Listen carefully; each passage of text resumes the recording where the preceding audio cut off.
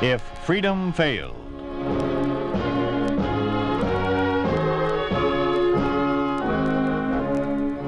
We'd like to take you on a visit to a town that doesn't exist.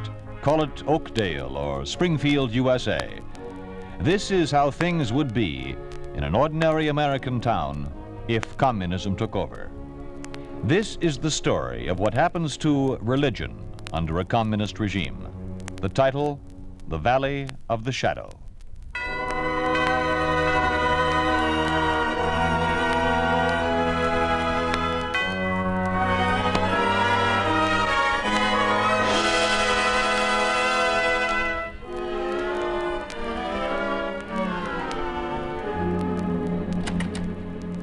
The alley's clear, children.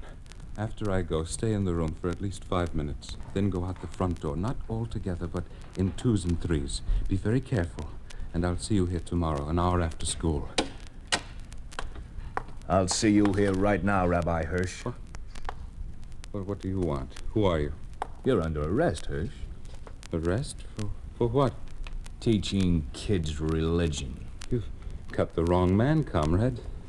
My name's Jack Crandall. I know next to nothing about religion. Save your breath. Your room's been wired for weeks. If you think I'm Hirsch, go ahead. Take me in. You'll find I'm a school teacher. You belong to Jameson's underground. You've broken all the anti-religious laws in the book. Jameson? Underground? I'm afraid I don't understand. You will. But I've never heard of Jameson. All right. Have it your own way. If you want to be a martyr, we'll try to accommodate you. I don't know what you're talking about. You will. When the boys down at headquarters start working you over.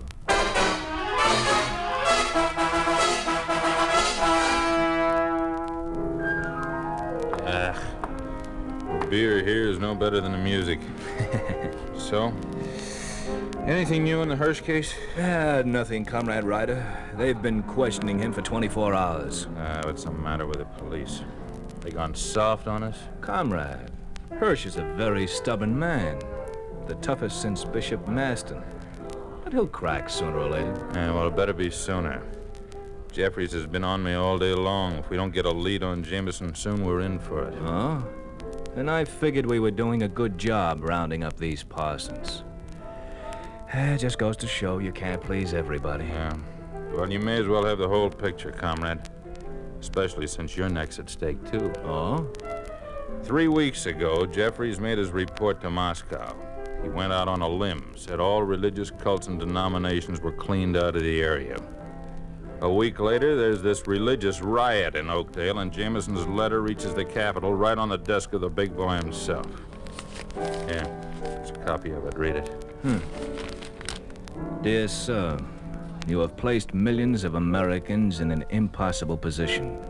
By government order, you have forbidden the worship of God, public or private, confiscated church properties, classed priests, ministers, and rabbis as common criminals, denied the right of the people to religious instruction. Yes, you have even dared to legislate against God himself. Sir, I warn you, an entire nation cannot be plunged into the hopelessness of atheism. If you persist in your persecutions, you can only incite otherwise loyal citizens to rebellion. Give us back our God before his wrath is visited upon those who would deny him. Well, when Jameson signed that, he signed his own death warrant. And maybe ours, unless we find him. Cheer up, comrade. Maybe this Hirsch will start singing. Oh, we can't wait for that. We're supposed to be out after Jameson now. Well, we could start in Oakdale. Religious activity there means one of those Parsons stirring it up. What's this Jameson look like? Ordinary, Joe Smith sort of face. Out of clerical clothes, he's the typical passerby. You have a picture of him? Yeah, and a description and a history of past activities. Now, we've got our work cut out for us. Look at this. A high percentage of resistance to the people's government among members of Jameson's old congregation. I remember now. Jeffries was all set to arrest him the day we closed up his church, but somehow Jameson got himself tipped off and disappeared 2 days ahead of time. In this picture, if I ever saw an anonymous-looking guy, it's this Jameson. Yeah, he's going to be hard to spot, Talbot. He's Episcopal. High Episcopal. That's first cousin to Catholic. He may have a cross hidden on him like the priests.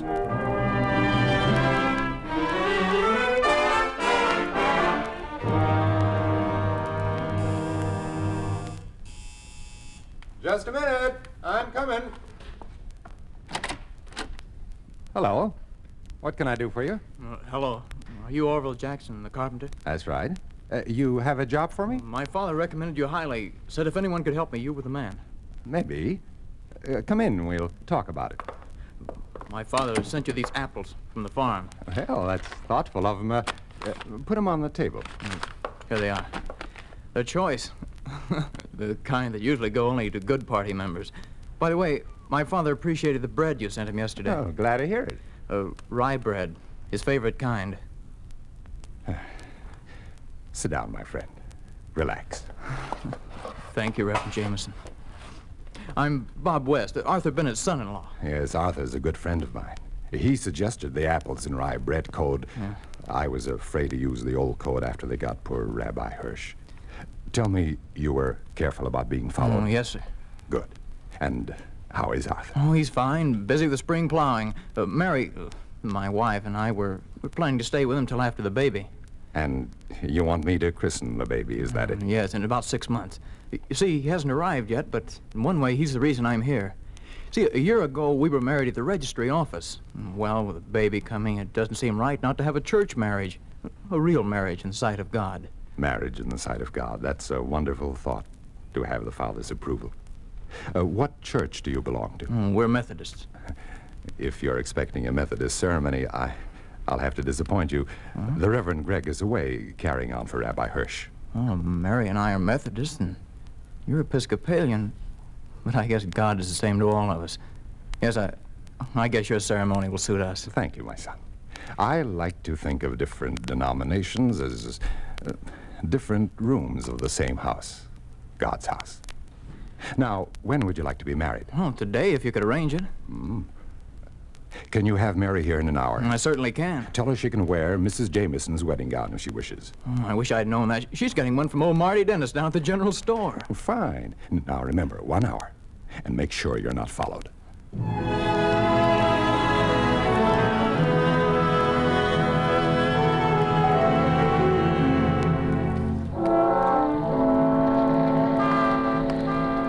So far, so good, Comrade Ryder. Commissar Dawson's a very nice guy. What do you mean, so far, so good? Dawson doesn't know any more than we do about Jameson, and the news from Springfield's all bad. Fool Hirsch, why doesn't he talk? Man, you gotta give him credit. He's taken everything they could throw at him for 4 days. Talbot, it's dangerous to express admiration for an enemy of the state. Oh, no, I didn't mean it that way, Comrade, and you know it. What's the matter with you, anyhow? I'm thinking of my own neck, and it worries me. Can't figure any way of finding this Jameson except to wait for a break. And Jeffries isn't going to allow much time for waiting. Now, why doesn't Hirsch talk? Confession from him would solve everything. I just had a thought. Yeah? Well, Oakdale's a small town. So? What if it's like most small towns? There are 2 places to pick up information. The post office and the general store right across the street. Marty Dennis, proprietor, the sign says. I wonder why that place hasn't been socialized yet. Make a mental note of it. Let me take a look through the window before we go in. Just 2 people, Comrade. The clerk and a girl. I should get something big in a big flat box, sort of a shoot box. Say, she's not bad looking. Not bad at all. Come on, let's go in. Thanks very much, Mr. Dennis. Oh, not at all, Mary. I'm glad I could help you. I'll be in again soon. Goodbye. Hello there. Fine day, isn't it? Good afternoon. Say, what's that you're carrying? Looks like it might be a new dress. Oh, you clumsy ox. You did that on purpose. Oh, it was an accident, sister. Here, let me pick it up No, for you. stop it. Stay away from that box. Oh, I'm sorry. It broke open. Well, what do you know about that? A white satin dress, Keep no your less. hands off it. Just a minute, sister. Get away from me. Get away. Comrade Ryder, that was a wedding dress. Wedding dress, huh? I'll follow the girl. You question the clerk. Right. Hey, you. Clerk, get over here. You bet I will. What's the idea of coming into my store and insulting the customers? Go get your boss. I'm Marty Dennis, the boss. You get out of my store. MVD, secret police. You, Oh, the secret police. Well, I'm sorry. I apologize. Apologize for what, Dennis? For selling that girl a white satin wedding dress? No. They don't wear that stuff at the registry office. She's going to some parson to get herself married. What's her name? Who's she marrying? Well, Where's I Jameson? Come on, speak up. I don't know what you're saying. You're talking Now so look, fast. play I don't. dumb, and I I'll have the have commerce man down here to socialize the store. Come on, talk up. Tell me what you know. And maybe they'll go on overlooking you for a while. Well, you see, I only know that she's Mary West. Yes, she's Arthur Bennett's daughter. They live south of town. It's a couple of miles, second farm. She's married to Robert West. She's been married about a year.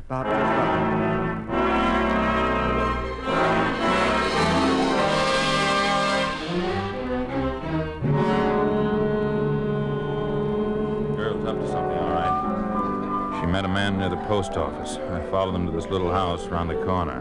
A man about 50 let him in. Oh? He looked like Jameson? Maybe, maybe not. Another one of those Joe Smith faces. I gave him a few minutes to set up the marriage inside, and then I went in through a window. Nobody there.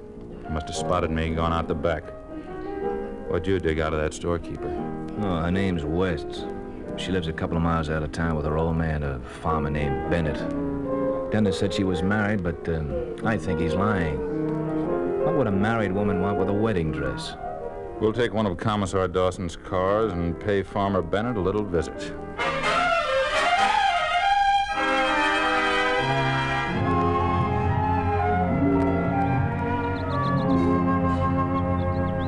Bob and Mary, you please stand here with your backs to the trees. Arthur, during the ceremony, you keep a sharp lookout. Yeah, we're all right, Howard. We can hear a car long before it rounds the turn. They see us.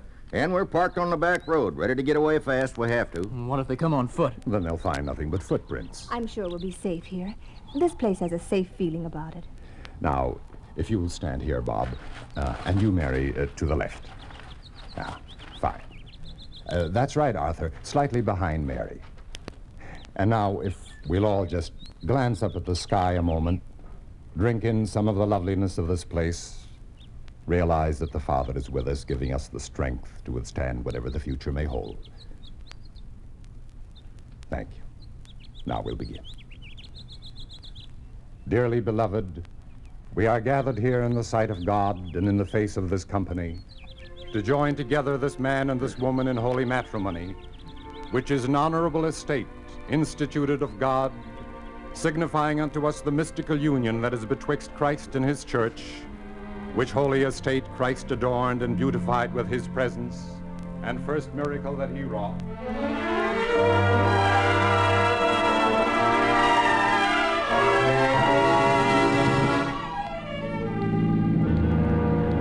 Why is it you always have to slap talk out of him? That old man lives on Bennett's farm. We caught him working in the barn, and yet he pretends he doesn't know a thing about Bennett or his daughter. From what the old gaffer did say, the girl and the two men must have picked up Bennett about a half hour ago. Yeah, those were fresh tire tracks heading east. Yeah. Well, we can ride along till we hit the first crossroad. Then we'll check for a turnoff.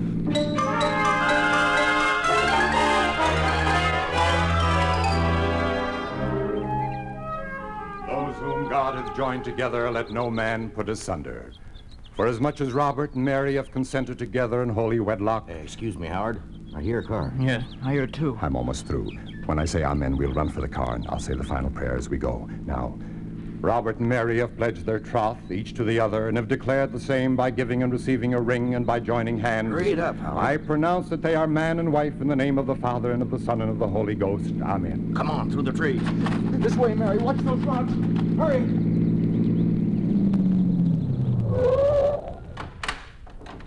You see anything, Talbot? Oh, yeah. Footprints. Plenty of them. Over there, behind those trees. Come on. Faster, Talbot. Oh, there it is. Heading down the hill. An old gray sedan. Now we'll never catch him.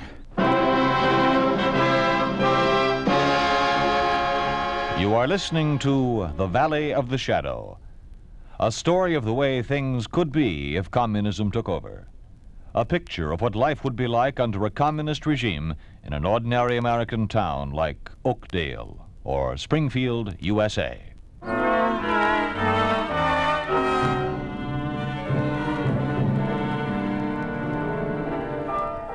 I wonder if this Dawson ever has any good news. What a dirty break, Hirsch dying on us. Died without saying a thing, the fool. I told him to turn state's evidence, but you can't talk sense into those religious crackpots. Something about religion knocks them clear off the beam. You know what Lenin called it, the opium of the people. When we got onto that wedding dress business, I figured we were going places. I still think so. If you'd only let me work these people over a little. Get it through your head we don't dare make a mistake. Suppose I let you beat them into talking. They'll say anything they think we want to hear just to stop the pain. No, comrade. Jeffries wants Jameson, no one else. But he fits the description. And so do half a dozen others in this town. All we can do is keep watching him. Maybe we'll be luckier next time. Comrade, how about using a little fear psychology? You know, let him know that he's being shadowed every minute. Talbot, I think I've got it. Suppose we pretend Hirsch confessed, identified him as Jameson. It might work.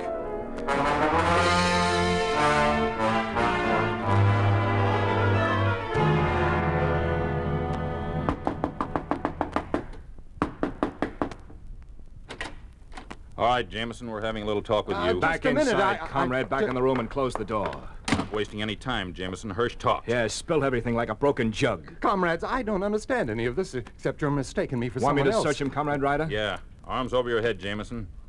I said arms over your head. See if there's a cross on him, Talbot.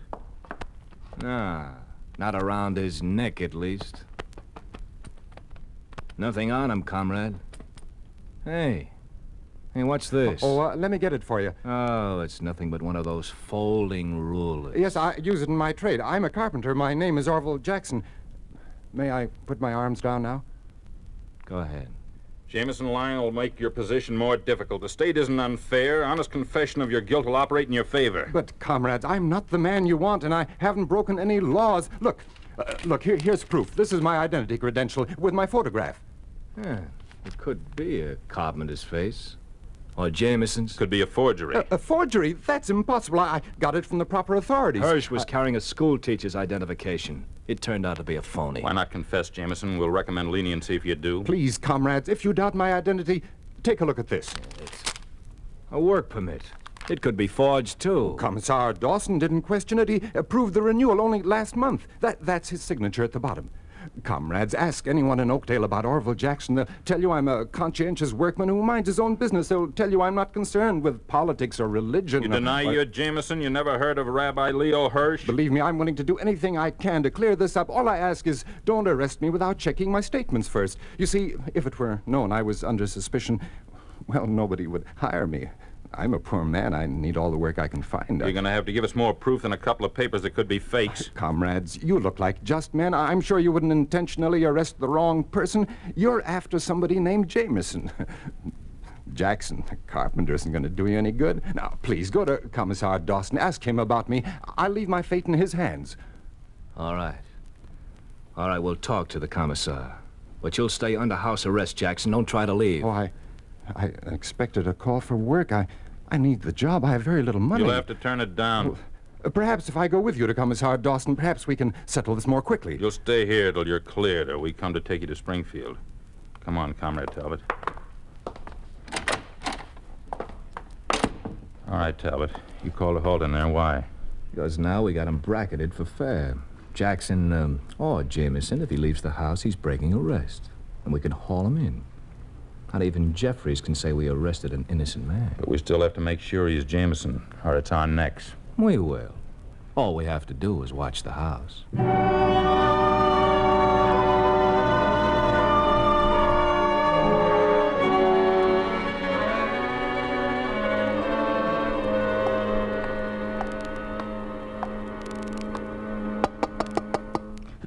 Jackson? Who is it? Oh, Bob West. Be careful, I'm being watched. I know. They're out front. You look like trouble, Bob. What is it? Arthur's dying. He's calling for you. What happened to him? The tractor broke down while he was plowing. He went around the front to fix it, and then the thing rolled over on him. What does the doctor say? All he could do was leave some morphine to make it as easy as possible. You'll come? I know it's risky. I'm ready to go now. The car's on the next street behind the house. If we can cross the yard and climb the fence without making any noise. Yes. Give me a hand through that window. We're lucky it's grass most of the way to the fence. Wait. I hear something. What? Oh, they're making another circle of the house on the concrete for the benefit of my nerves. Careful. Watch those trash cans. Okay. Over the fence. No time. Over there behind the garage till they pass. Yes. Come on, let's run for it. Stay quiet. Behind here. Stop! Stay where you are! Come on, somebody's in the back! Hold it, Ryder. We better split up. You go around this side of the garage, and I'll take that side. Hear that? Yes. Make a break for the fence. Now. Stop! Stop! Grab him, comrade! There's a car, over there. That's where they're heading. Watch that patch of light right under the street lamp. Yeah. Hey, that's Jameson. Oh, that car. It's the same old gray job we saw out near Bennett's place the other day. We're going to the Bennett farm, comrade, and not hurrying too much either. Let them think they made a clean getaway.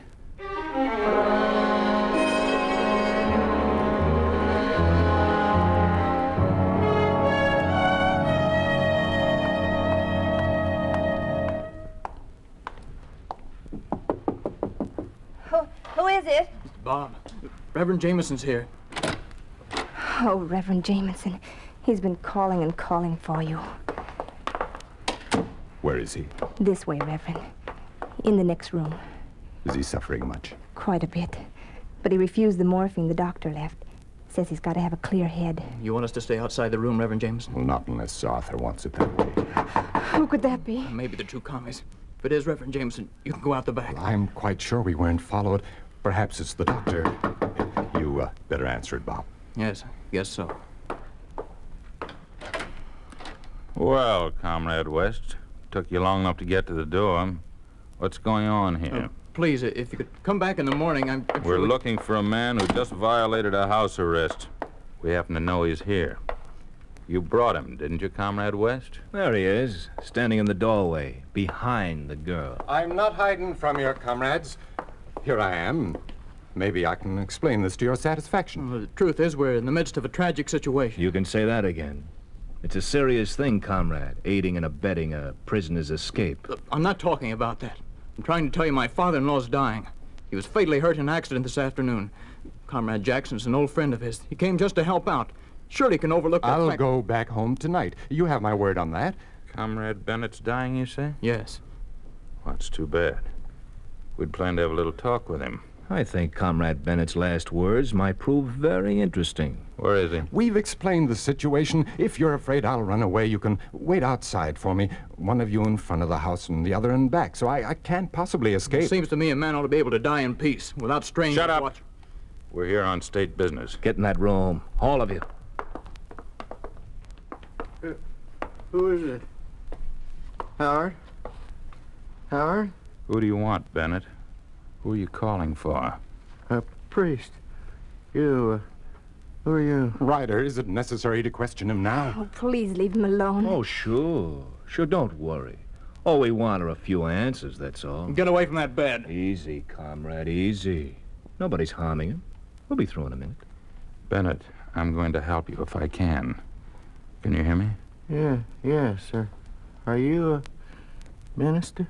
Sorry, no. A doctor? Then you can't help. Save your energy. Just answer the questions. You want a minister? Yes. Well, maybe I can find one for you. Who do you want? Anyone in particular? Please help me. Get someone fast. Will a minister named Howard Jameson do? Howard? Is he coming? Is he here? He's on his way right now. Talbot, keep a lookout for Jameson. Let us know the minute he gets here. Yeah. And, Jackson can help us. You know Jameson when you see him, don't you, Comrade Jackson? Oh, stop it. Get out, both of you. How's the old man? You think he could hold out a little longer? He's quiet now. Oh, I wish I could do something. Jackson, how about you? You remember a prayer? That carpenter's rule you're carrying. Let me have it. I'll make it into a cross for the old man. Very well, you can stop. I'm Jameson, and this ruler is already hinged so it forms a cross. See? That's all we need, Comrade Ryder. We can haul him in. In a few minutes, after I finish. Comrade Ryder, please, will you stand back a little? Mary, come closer if you want. Howard? Howard? Is that you? I'm here, Arthur. There's nothing to be afraid of. Remember, have confidence in God's grace, like David. Comrade Ryder, what are we waiting for? Let's go. Please, let him finish. We have no intention of interrupting him, comrade. We can afford to wait now. Take comfort, Arthur. All is well with you, just as it was with David. The Lord is my shepherd, I shall not want. He maketh me to lie down in green pastures. He leadeth me in the paths of righteousness for his name's sake. Yea, though I walk through the valley of the shadow of death, I will fear no evil. For thou art with me. Thy rod and thy staff, they comfort me. Thou preparest a table before me in the presence of mine enemies. Thou anointest my head with oil. My cup runneth over. Surely goodness and mercy shall follow me all the days of my life, and I will dwell in the house of the Lord forever. Amen. Put the cuffs on him, Talbot.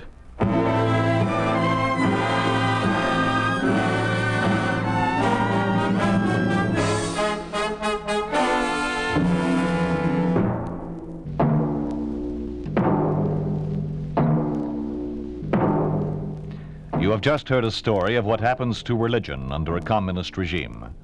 You think this could not happen? It did happen in Soviet Russia. It did happen to the Bishop of Stalingrad for the crime of teaching religion to Russians. It did happen to thousands of Russian clergymen of all faiths. It did happen to Nikolai Naumov, Yanko Ivanov, Vasil Shyapkov, and other Protestant leaders in the communist-dominated state of Bulgaria. It is happening today in communist-dominated countries throughout the world.